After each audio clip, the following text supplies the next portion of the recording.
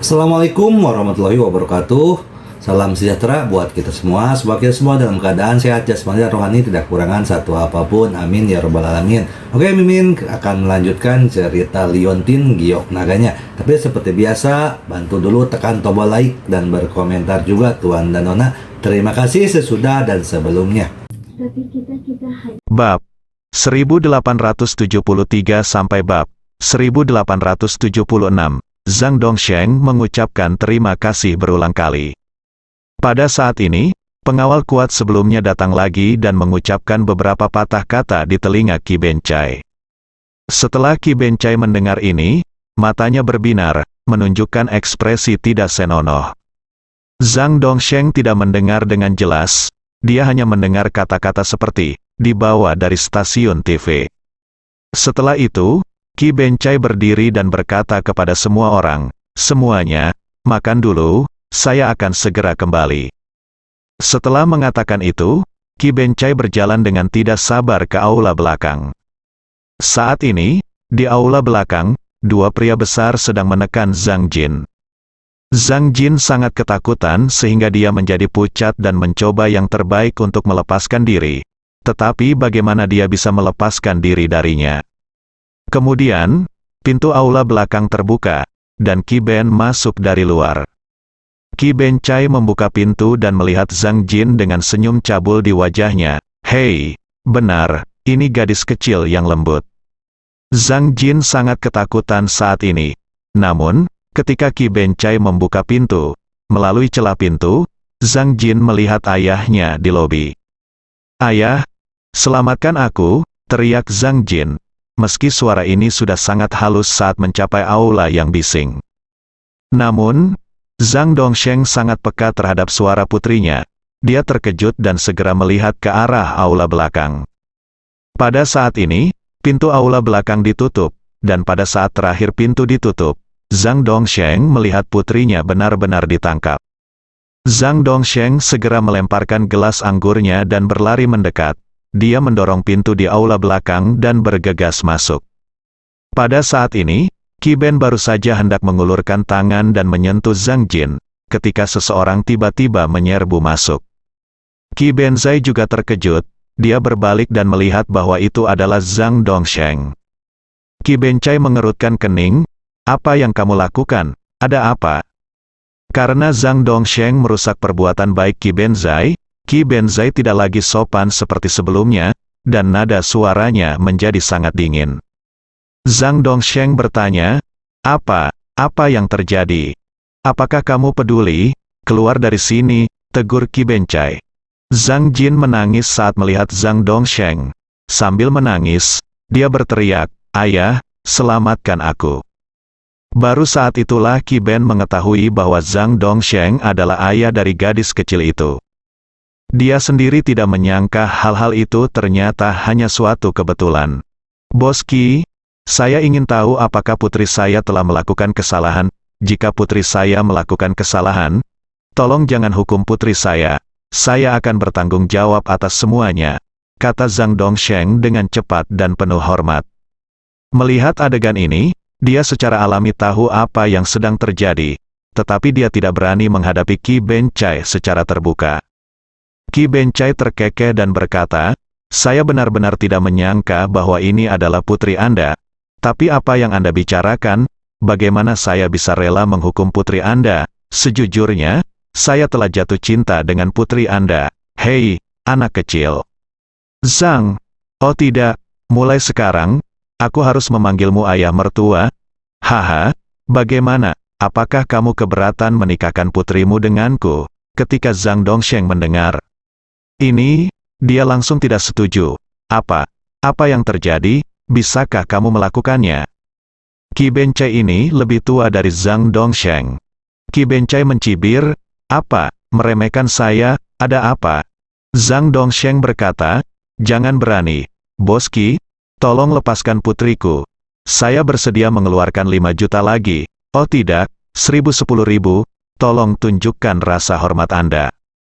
Zhang Dongsheng menghabiskan 5 juta untuk Ye Chong sebelumnya, tapi sekarang 10 juta adalah seluruh kekayaan bersihnya.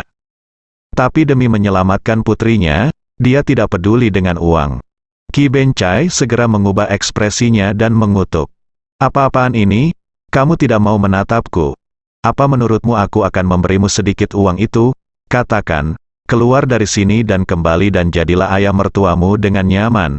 Jika kamu main-main dengan hal-hal baikku di sini lagi, jangan salahkan aku, sama-sama. Meskipun Zhang Dongsheng takut, dia mempertaruhkan nyawanya demi putrinya. Tidak, kamu harus melepaskan putriku hari ini, kamu merampok putri rakyat. Apakah ada hukum lagi? Teriak Zhang Dongsheng. Qi Bencai mencibir, haha, apa-apaan ini? Wang Fa, saya Wang Fa. Hari ini saya akan menangani putri Anda. Biarkan Anda melihat apa itu Wang Fa. Zhang Dongsheng juga cemas, lepaskan putriku. Dengan itu, Zhang Dongsheng pergi menangkap dua pria kuat yang menahan Zhang Jin. Akibatnya, hanya terdengar suara jepret, dan Qi Bencai memukul wajah Zhang Dongsheng dengan mulut besar. Qi Bencai ini juga seorang pejuang, dia menamparkan Zhang Dongsheng begitu keras hingga bintang muncul di matanya dan dia hampir jatuh ke tanah. Namun, Zhang Dongsheng masih berkata, biarkan putriku pergi, biarkan putriku pergi. Melihat adegan ini, Zhang Jin menangis, brengsek, bajingan tua, kamu tidak tahu apa yang baik atau buruk. Qi Bencai mengutuk, menurutmu siapa putrimu?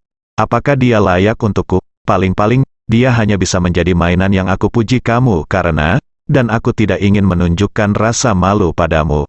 Wajah. Gigi Zhang Dongsheng hampir patah karena kebencian, dan dia bergegas menuju Qi Bencai dengan putus asa.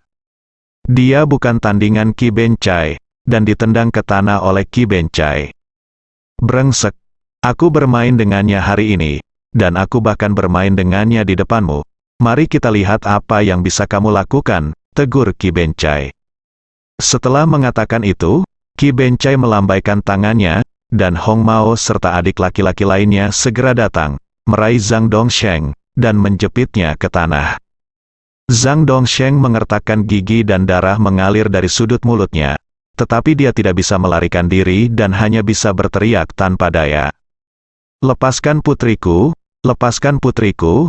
Zhang Dongsheng hanya benci karena dia terlalu tidak berguna dan tidak bisa menyelamatkan putrinya. Zhang Jin menangis semakin sedih saat melihat Zhang Dongsheng dipukuli. Qi Bencai menghampiri Zhang Jin dengan wajah keperakan, mengulurkan tangannya dan menyeka wajahnya. Hehe, wajah kecil ini benar-benar nyaman. Saat dia mengatakan itu, Qi Bencai tiba-tiba memberikan kekuatan pada tangannya, dan dengan suara, mencicit, 3 kancing mantel Zhang Jin robek. Dari kerah terbuka, kulit putih dan pakaian dalam putih terlihat. Beberapa orang di ruangan itu memandang lurus. Qi Bencai menggosok kedua tangannya dengan gugup. Wow, lepaskan aku. Zhang Jin menangis lemah. Hal ini justru membuat Qi Bencai semakin bersemangat. Qi Bencai perlahan mengulurkan tangannya ke arah celana dalam Zhang Jin. Hei, biarkan aku melihat apa yang ada di sini. Zhang Dongsheng mengertakkan gigi dan mengutuk, kamu bajingan, hentikan. Tapi bagaimana Qi Bencai bisa mendengarkan? Tepat ketika tangannya hendak menyentuh Zhang Jin, sesuatu terjadi tiba-tiba. Saya melihat bayangan hitam tiba-tiba melintas. Lalu terjadilah ledakan. Segera setelah itu, Qi Ben langsung terbang dan menabrak dinding di belakangnya dengan keras. Boom, terdengar suara keras, sangat keras hingga orang-orang di aula sebelah pun mendengarnya. Dindingnya juga hancur berkeping-keping. Qi Bencai jatuh ke tanah dan mengeluarkan seteguk darah. Segera setelah itu, terdengar 2 jeritan lagi, dan lengan kedua pria besar yang memegang Zhang Jin langsung patah. Sosok gelap itu berdiri di samping Zhang Jin. Itu tidak lain adalah Ye Chong. Ye Chong juga memegang 2 ayam panggang di tangannya. Setelah itu, Ye Chong mengenakan pakaiannya di tubuh Zhang Jin. Zhang Jin tiba-tiba melemparkan dirinya ke pelukan Ye Chong dan menangis tanpa henti. Sambil memegang Zhang Jin, Ye Chong berbalik dan menatap Hong Mao dan anak laki-laki lain yang mengawal Zhang Dongsheng. Yang terakhir ini sangat ketakutan sehingga dia segera melepaskan tangannya. Zhang Dongsheng bebas, segera bangkit dari tanah dan berlari ke sisi Zhang Jin. "Xiao Jin, kamu baik-baik saja?" Ye Chong meletakkan Zhang Jin ke pelukan Zhang Dongsheng, dan kemudian mengirim ayah dan putrinya ke sudut ruangan. "Serahkan padaku selanjutnya," kata Ye Chong. Pada saat ini, Qi Bencai juga bangkit dari tanah. "Aku, Cao Nima, bajingan mana yang menyerangku?" Hong Mao dengan cepat menunjuk ke Ye Chong. "Itu dia, Bos Qi, orang yang kamu lepaskan kemarin." Kamu mencari kematian seseorang?" Potong dia menjadi beberapa bagian untukku." Qi Bencai berteriak dengan marah. Selusin pria besar di belakangnya, termasuk pengawal yang tampak seperti master, masing-masing mengambil senjata dan menyerang Ye Chong. Kemudian, hanya terdengar suara berderak, dan dalam waktu kurang dari setengah menit, semua orang ini jatuh ke tanah, dan tidak ada seorang pun yang utuh. Di dalam kamar, hanya Hong Mao dan Qi Bencai yang tersisa berdiri. Adegan ini mengejutkan mereka berdua. Qi Bencai juga tiba-tiba menyadari bahwa keterampilan seni bela diri anak ini jauh lebih baik daripada miliknya. "Siapa kamu? Apa yang kamu lakukan di sini?" Qi Bencai bertanya. Ye Chong tersenyum dan berkata, "Kamu tidak perlu khawatir tentang siapa aku. Awalnya aku datang ke sini untuk mendidikmu, tapi melihatmu menindas temanku, aku berubah pikiran. Aku ingin menghancurkanmu." Itu ternyata. Setelah Chong membeli ayam panggang, dia bergegas ke restoran perjamuan Qi Bencai. Tanpa diduga, saya menemukan adegan di mana Qi Bencai menindas Zhang Jin. Ketika Qi Ben mendengar kata-kata Ye Chong, hatinya terasa dingin. "Wah, kamu terlalu berisik. Tahukah kamu siapa aku? Aku tidak peduli siapa kamu. Hari ini aku akan menjadikanmu dewasa jika kamu tidak bisa menjadi manusia, Kasim. Mari kita lihat bagaimana kamu terus merampok gadis sipil di masa depan," kata Ye Chong. Dengan mengatakan itu, Ye Chong perlahan berjalan menuju Qi Bencai. Qi Bencai panik, dan mendorong Hong Mao di sebelahnya. "Ayo, persetan dia." Hong Mao sudah gemetar ketakutan, dan kakinya gemetar. "Bos Qi, saya bukan tandingannya," kata Hong Mao dengan wajah pahit. Qi Bencai mendorong Hong Mao lagi. "Omong kosong, ayolah." Hong Mao didorong ke depan, menghadap Ye Chong. Saat ini, wajah Hong Mao berubah menjadi hijau karena ketakutan. Melihat Ye Chong mendekat selangkah demi selangkah, Hong Mao menjadi semakin ketakutan. Tiba-tiba, Hong Mao mengeluarkan suara "ah", lalu jatuh ke tanah, seluruh tubuhnya bergerak-gerak. Sepertinya dia menderita epilepsi. Qi Bencai mengutuk, "Aku, Cao Nima, jangan berpura-pura mati untukku. Bangun dan persetan dengannya."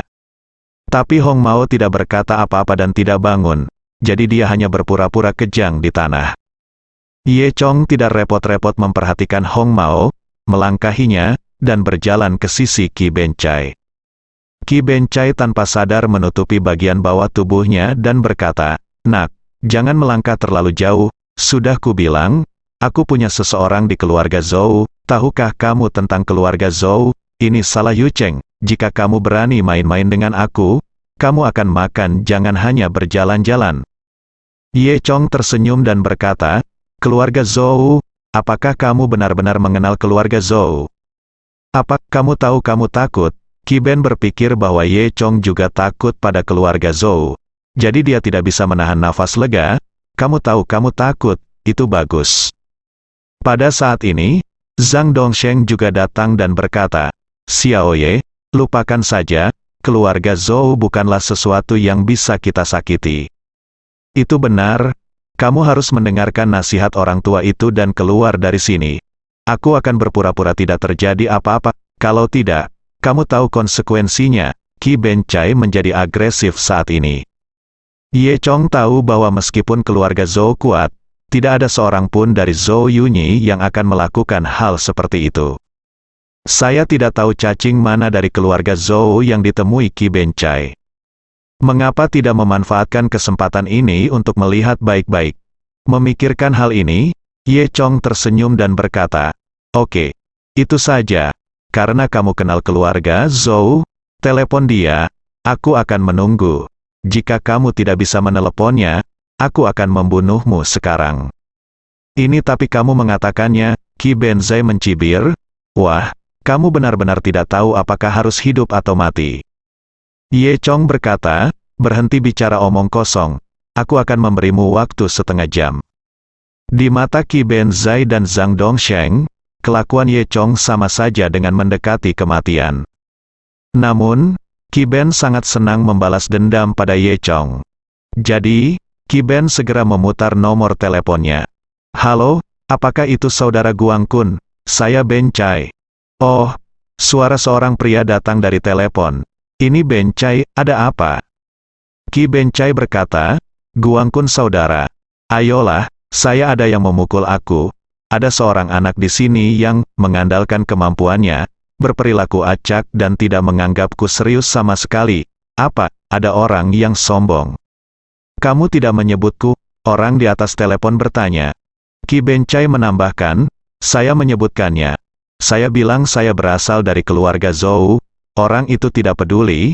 Dia tampak meremehkan keluarga Zhou. Dia bahkan meminta saya untuk menelepon Anda dan berkata saya akan mengurusnya. Kamu, Ki Ben Chai menambah kecemburuannya. Setelah mengatakannya sekali, dia berhasil membuat kesal pihak lain. Cao Ku, aku belum pernah melihat anak laki-laki sombong seperti itu. Di kota Yucheng, bahkan keluarga Zhou pun tidak peduli. Kebetulan aku tidak ada urusan hari ini. Jadi aku pergi menangani anak laki-laki yang sangat sombong ini. Kirim aku mendapat posisi. Aku akan pergi sekarang. Setelah mengatakan itu, pihak lain menutup telepon. Ki Ben Chai dengan cepat mengirimkan tempat duduk ke pihak lain, merasa sangat gembira. Dia melirik Ye Chong, nak, tunggu saja sampai mati. Ye Chong mengangkat bahu, oke, kalau begitu aku akan menunggu. Setelah mengatakan itu, Ye Chong mendatangi Zhang Jin dan Zhang Dongsheng dan membawa mereka bersamanya, datang ke ruang perjamuan. Di ruang perjamuan, ada banyak makanan dan minuman. Ye Chong menemukan meja kosong dan meminta Zhang Jin dan Zhang Dongsheng untuk duduk dan beristirahat. Kemudian, dia menyisihkan ayam panggangnya, menuangkan segelas jus mangga, dan meminumnya. Ki Ben takut Ye Chong akan melarikan diri, jadi dia mengikuti Ye Chong bersama sekelompok orang. Namun, tidak satu pun dari mereka yang berani melangkah maju. Ye Chong hanya duduk di sana dan tidak pernah lari. Ki Ben Chai dan yang lainnya bersembunyi di sudut dari kejauhan, menatap Ye Chong. Zhang Dongsheng sedikit khawatir. Xiao Ye, kenapa kita tidak pergi dulu? Saya mendengar bahwa keluarga Zhou adalah penguasa segalanya di Yucheng. Jika Anda memprovokasi keluarga Zhou, Anda hanya mencari kematian. Chong, aku pergi sekarang, kembali ke Beijiang. Kurasa keluarga Zhou tidak bisa berbuat apa-apa terhadap kita. Zhang Jin juga menasihati. Masih ada air mata di pipinya. Ye Chong tersenyum, jangan khawatir, rasanya di sini enak. Apakah kamu benar-benar tidak ingin memakannya? Haruskah aku meminta pelayan untuk menyajikan beberapa hidangan lagi? Zhang Jin menggelengkan kepalanya dan berkata, hei, aku khawatir setengah mati, bagaimana mungkin aku masih ingin makan? Melihat ekspresi tenang Ye Chong, Zhang Dongsheng sedikit curiga, mungkinkah anak ini punya pikiran buruk? Zhang Dongsheng mengeluarkan ponselnya sambil berpikir liar. Tapi melihat teleponnya, dia tidak tahu harus bertanya kepada siapa. Saat ini, Zhang Dongsheng tiba-tiba teringat seseorang. Zhang Dongsheng memiliki teman bisnis di Beijiang. Teman tersebut konon adalah Lin Tianqi, yang mengenal keluarga Lin di Beijiang. Dan Tuan Muda Lin ini dikatakan berteman baik dengan Tuan Ye dari Longshan Group. Jika Tuan Ye diminta untuk mengatakan sepatah kata pun, keluarga Zhou pasti akan memberinya wajah. Namun, Zhang Dongsheng dan temannya hanya memiliki beberapa kontak bisnis dan tidak memiliki hubungan pribadi yang mendalam. Dia tidak yakin apakah pihak lain akan melakukan hal ini untuknya. Tapi sekarang, tidak ada jalan lain. Jadi saya harus gigit jari. Jadi, Zhang Dongsheng mengangkat telepon dan berjalan ke sudut yang sepi. Dia menelepon temannya dan menjelaskan niatnya. Rekan bisnisnya kemudian menjelaskan niatnya. Setelah mendengar ini, pihak lain sangat antusias. Oke, saya akan mencobanya, tunggu saja kabar saya dan saya akan menghubungi Tuan Muda Lin. Zhang Dongsheng mengucapkan terima kasih sebentar dan kemudian menutup telepon. Kemudian, dia kembali ke tempat duduknya, merasa tidak nyaman.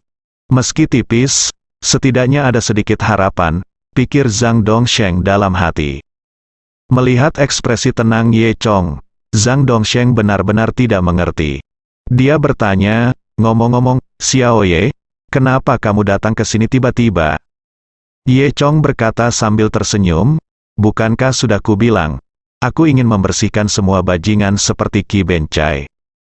Saat makan kemarin, Ye Chong berkata Chong memang mengatakan ini.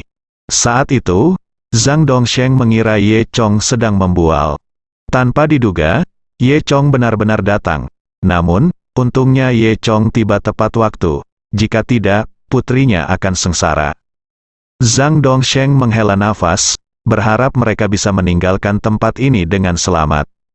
Sekitar setengah jam kemudian, tiba-tiba sekelompok orang masuk dari pintu gerbang.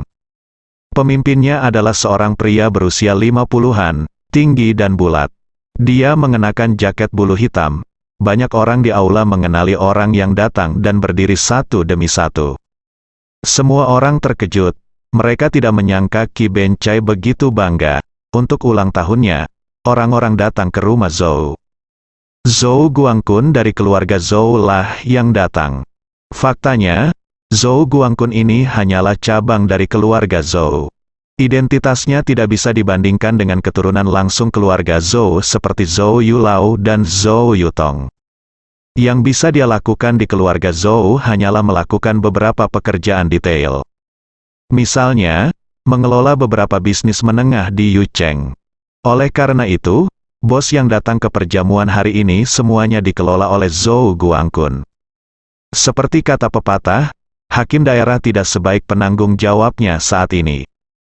Zhou Guangqun bukanlah siapa-siapa di keluarga Zhou, tetapi di mata orang-orang ini, dia adalah kaisar Tu.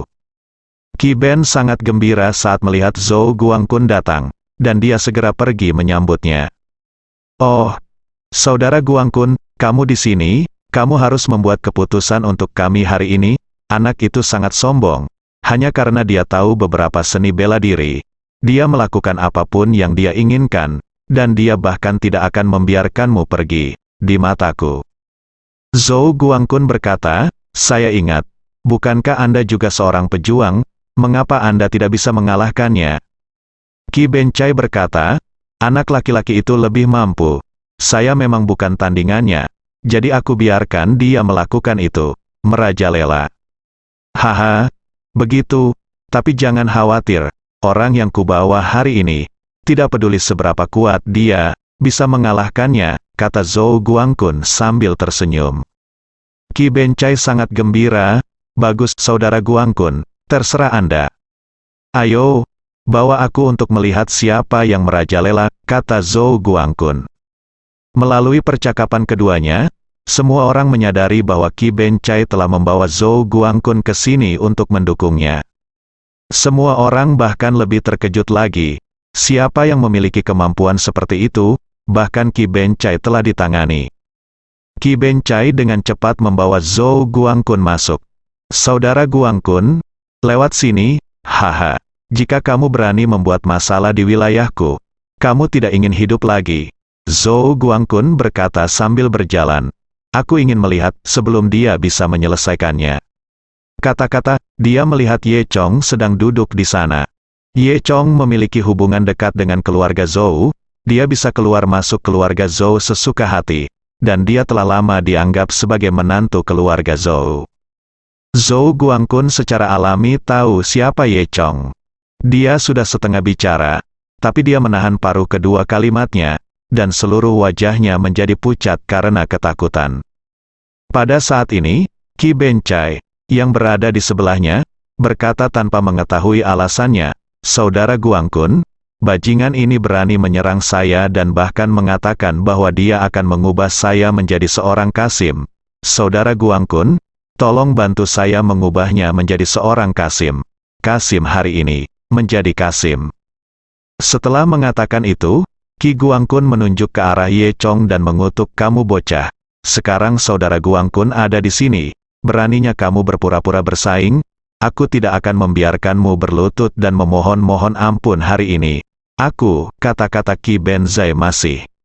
Sebelum dia selesai berbicara, hanya ada suara pop dan Zhou Guangkun menamparnya dengan keras. Qi Benzai menutupi wajahnya dengan ngeri. "Guang, saudara Guangkun, apa yang terjadi? Beraninya kamu memprovokasi siapapun? Kamu buta? Apa kamu tidak tahu siapa ini? Ini Ye? Tuan, bagaimana? Beranikah kamu memprovokasi saya?" Zhou Guangkun memarahi.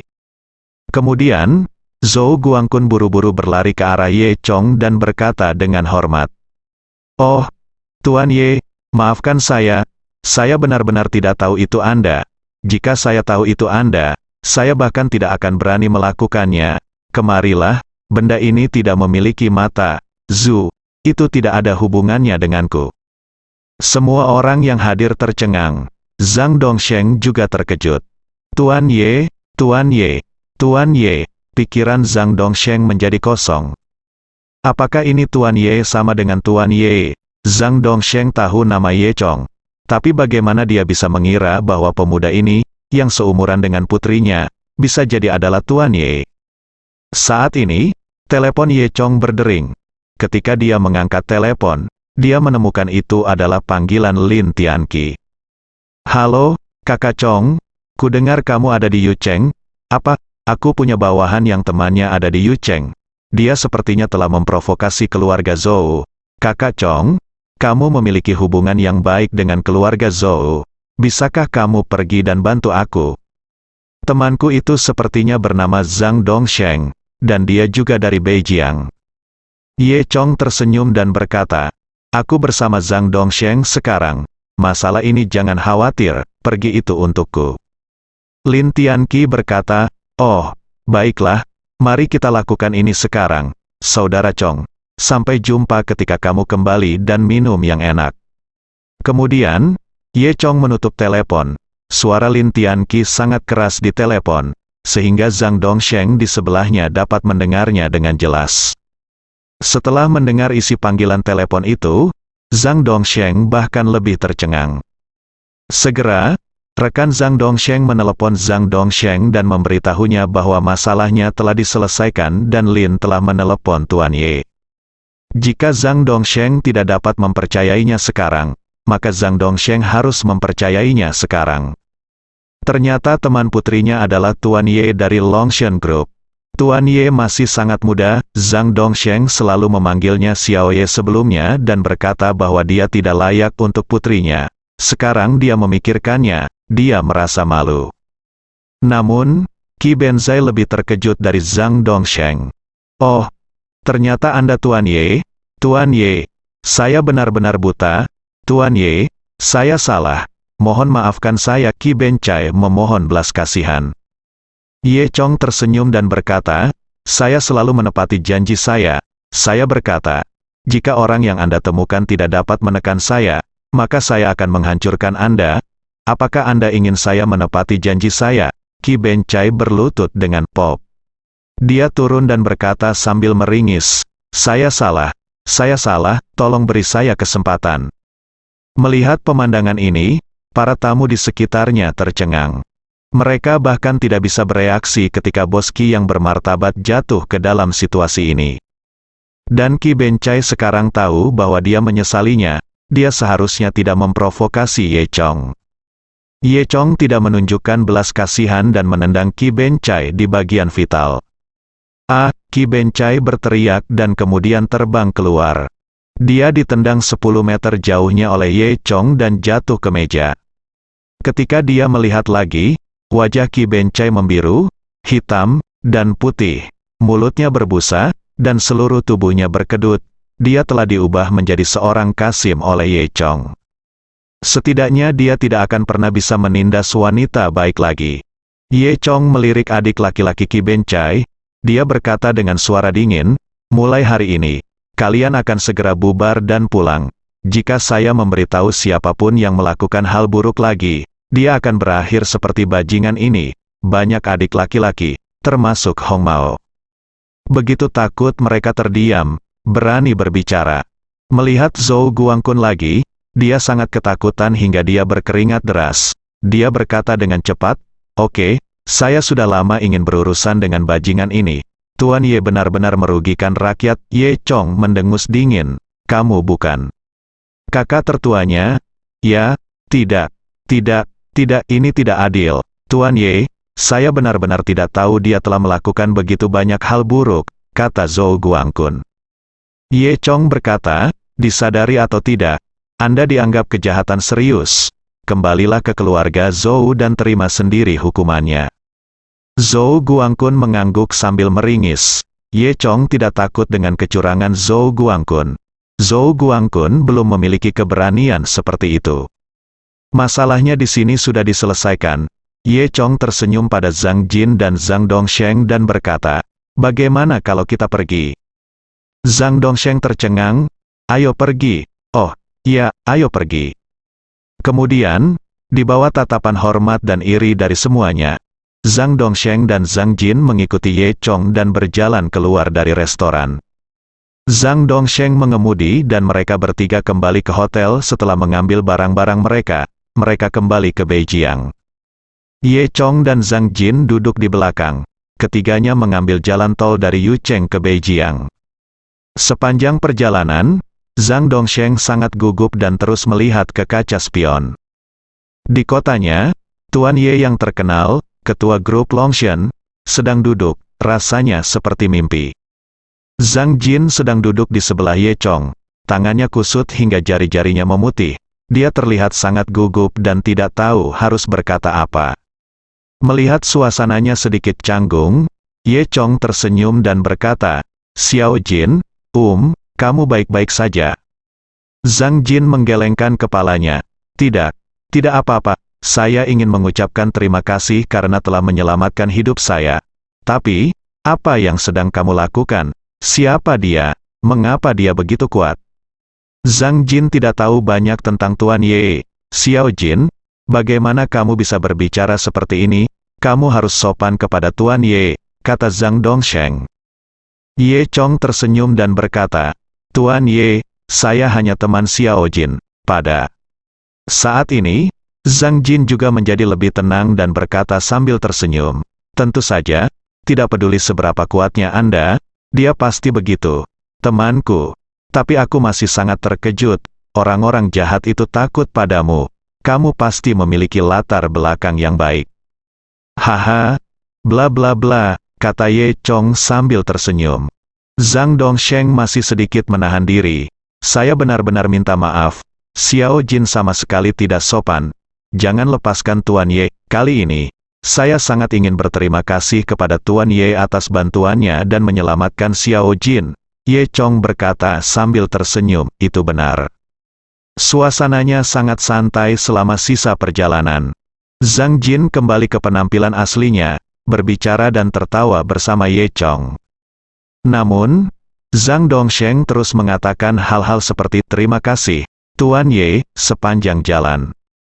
1 jam kemudian, mereka kembali ke Beijiang. Ayah dan anak perempuan keluarga Zhang mengirim Ye Chong kembali ke vilanya. Saat turun dari bus, Zhang Jin sedikit enggan untuk berangkat. "Ye Chong, bisakah kita bertemu lagi?" Zhang Jin bertanya dengan wajah memerah. Ye Chong tersenyum sedikit dan melirik Zhang Dongsheng. "Oh, sulit untuk mengatakan ini. Karena ayahmu berkata lebih baik jika kita tidak bertemu. Aku tidak cukup baik untukmu." Zhang Jin menjadi cemas saat mendengar ini dan melirik dengan marah. Zhang Dongsheng berkata, "Ayah, bagaimana kamu bisa berbicara seperti ini?" Zhang Dongsheng ketakutan dan berkata dengan cepat, "Oh, Tuan Ye, saya minta maaf, saya semua berbicara omong kosong, itu adalah Xiao Jin kami yang tidak layak untukmu.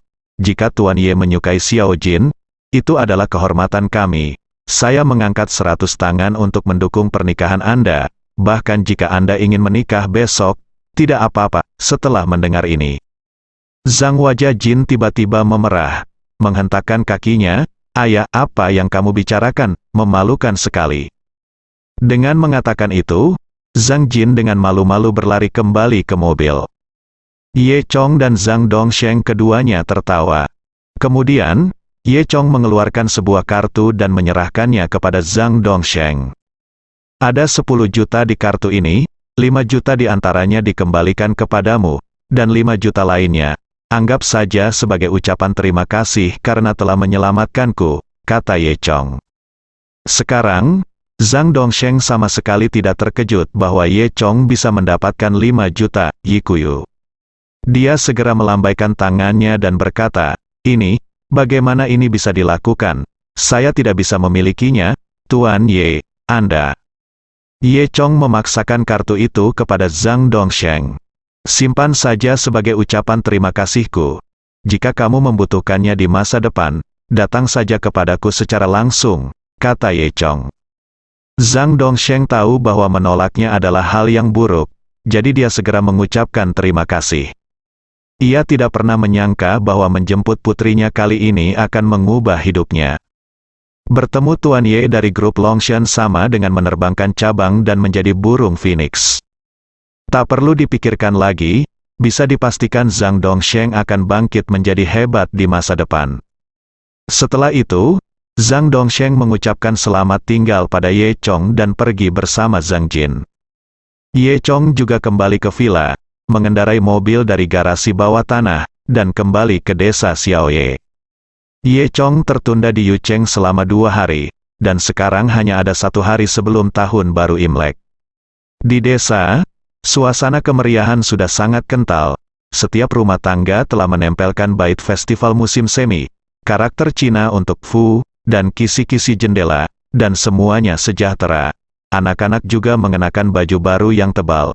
Meskipun Ye Chong pergi sepanjang tahun, dia selalu pulang ke rumah untuk merayakan tahun baru bersama orang tuanya selama tahun baru Imlek. Dalam waktu kurang dari 40 menit, Ye Chong kembali ke pintu vilanya, bersambung.